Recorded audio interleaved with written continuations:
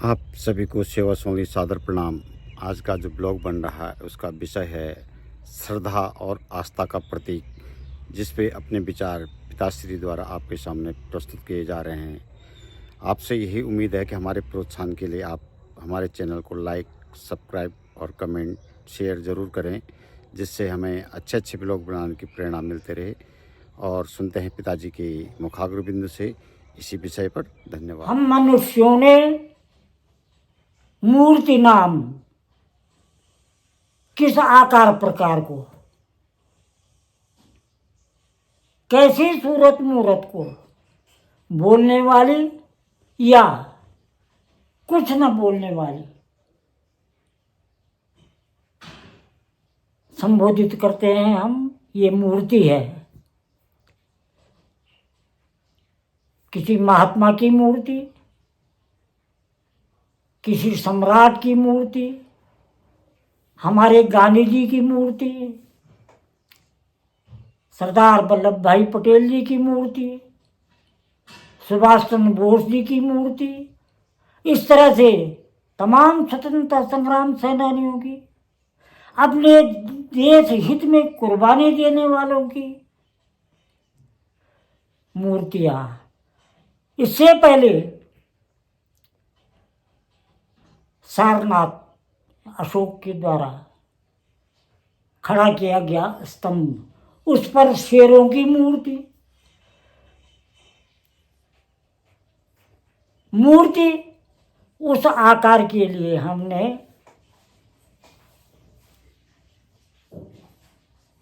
कहा है जो किसी कारीगर द्वारा धातु या पत्थर पर अपनी कारीगरी से हूबहू, जिसको वो उसमें वास्तविकता, उसकी असलियत भरना चाहता है, हूबहू बनाना चाहता है, उसकी शक्ल सूरत आ जाए, उसको मूर्ति कहते हैं। अब मूर्ति पर एक विषय चलता है, वो है पूजा का। हम भारतवासियों को, हम सनातन धर्मियों को सारे विश्व में बुत परस्त अर्थात मूर्ति पूजक कहा जाता है। और लोग बतेरे लोग मुँह भी मोड़ देते हैं, हमारे साथ के लोग भी कह देते हैं, ऐसा नहीं दूर पार के ही। हमारे देश में एक महाविभूति हुए हैं विवेकानंद। उनका नाम विवेकानंद नहीं था। जिन गुरु की शरण में वो गए, उन्होंने उनकी बुद्धि की विलक्षणता को देख करके, उनके माँ बाप ने तो उन्होंने नरेंद्र नाम दे रखा था, लेकिन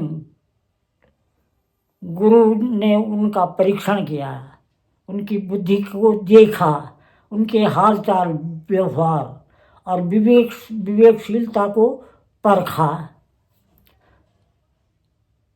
और अपने तरफ से उनका नाम विवेकानंद रख दिया।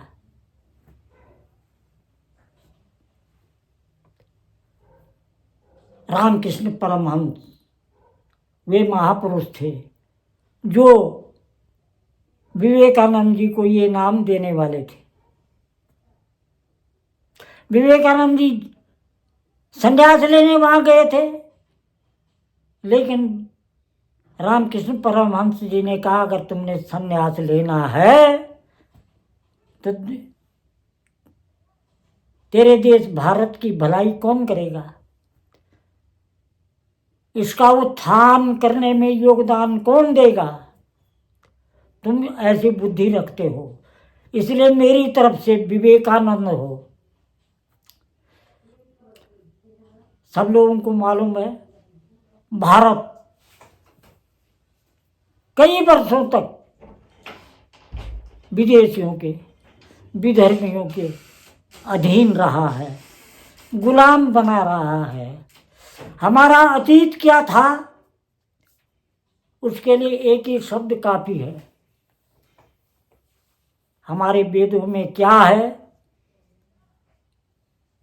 जिसको सारी दुनिया ने स्वीकार किया हुआ है, आज भी उस पर रूस में खोज चल रही है। सबसे ज्यादा जर्मन विचारकों ने उसका समर्थन किया है, ये प्रमाणित है, ये लिखा हुआ है।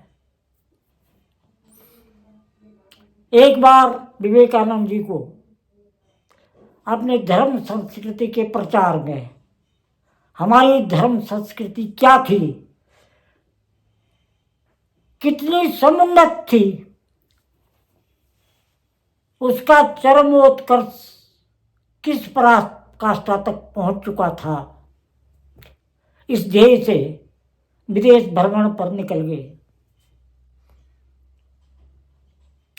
उनकी विलक्षणता थी, उनका व्यक्तित्व था, जहां जाते वहां बड़ा सम्मान मिलता। रशिया की एक हॉल में, एक बड़े कमरे में उनके प्रवचन चल रहे थे, तो किसी ने बीच में टोक दिया, तुम तो उस देश के रहने वाले हो जो बुत परस्त हैं, पत्थर की मूर्ति को पूजते हैं। विवेकानंद जी ने तुरंत उन महाशय से कहा कि आप मेरे नजदीक आ जाओ। वो आ गए। आपके जेब में आपकी फोटो है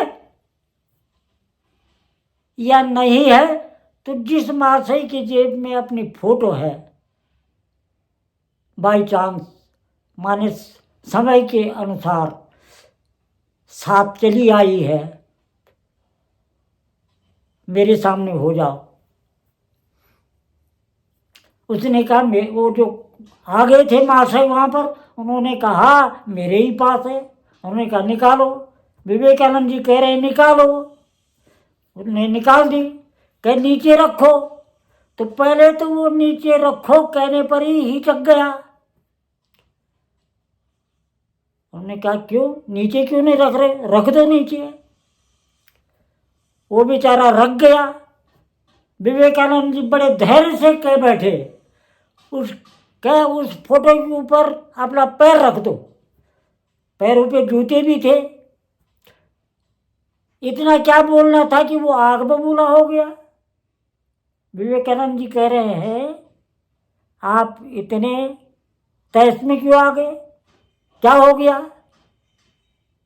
क्या आप उसमें पैर रखने के लिए कह रहे हैं? कह रहे वो क्या है? तो उसने कहना ही था कि मेरी फोटो है। उसने कहा बस समझ जाओ, वो पत्थर की मूर्ति भी मेरे भगवान की फोटो है।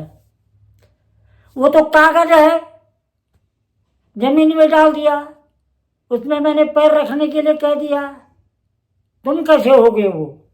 लेकिन तुम्हारी भावनाओं में बैठा हुआ है कि वो मेरी फोटो है। ऐसे ही हम भारतीयों की भावनाओं में बैठा हुआ है कि पत्थर में भगवान है। पत्थर भगवान नहीं होता है।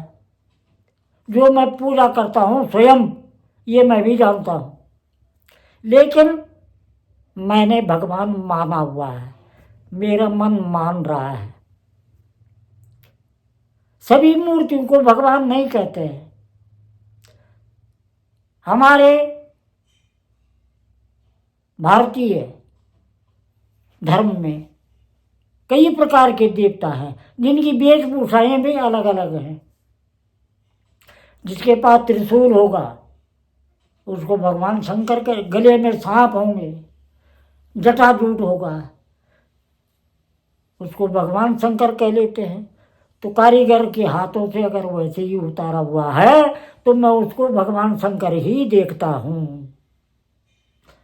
और ये बात अपने आप में सत्य है।